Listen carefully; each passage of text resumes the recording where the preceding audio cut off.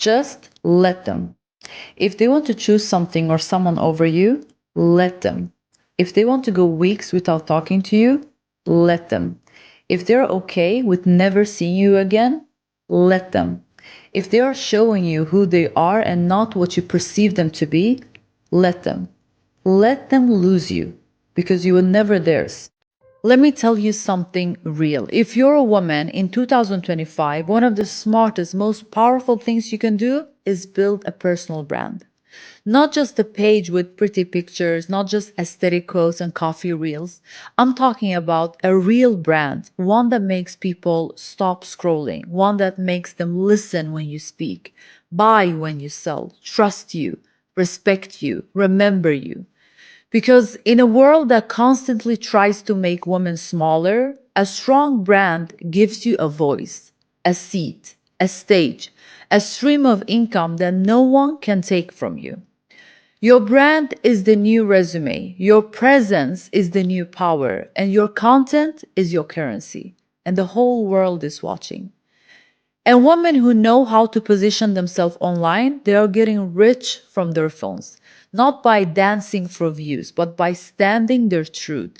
Sharing, you'll know Nazar hit you when the room feels different. You walk in with good news, and instead of clapping, the air goes quiet. You post something that you're really proud of, and the first thing people do is zoom in, searching for flaws. You share a blessing, and instead of prayers, you hear the backhanded whispers. Wow, must be nice. Let's see how long that lasts. That's nazar. It doesn't always show up as hate. It shows up as silence, as side eyes, as fake smiles that sting more than words. And that's why you don't share everything, not because you're scared, but because you know not every eye on you is clean. And here's what I leave you with.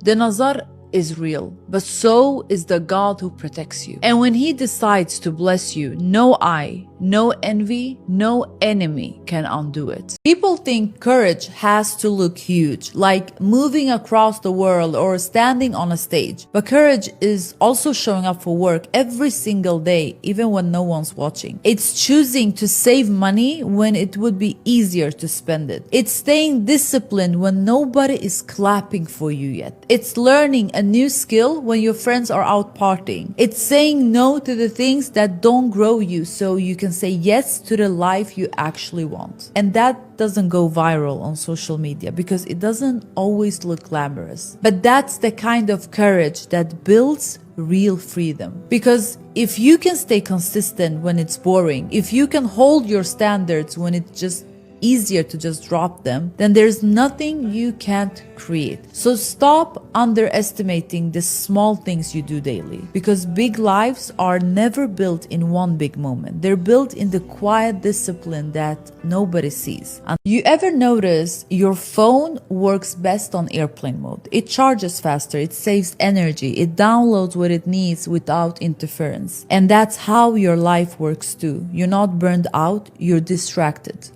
Too many notifications, too many opinions, too much noise from people who don't even live the life you want. You don't need more hustle, you need airplane mode. Airplane mode means shutting the world out long enough to hear yourself again. It means silencing the opinions of people so you can finally listen to God. It means stepping away from the chaos long enough to see your next move clearly, because clarity doesn't come from being available to everyone. It comes from being unavailable long enough to remember who you are. So turn it off, log out, go quiet. Airplane mode isn't disconnection, it's reconnection with your vision, your purpose, and your future. You can tell everything about your future by who sits at your table. Because the table isn't just where you eat, it's where your mind gets fed.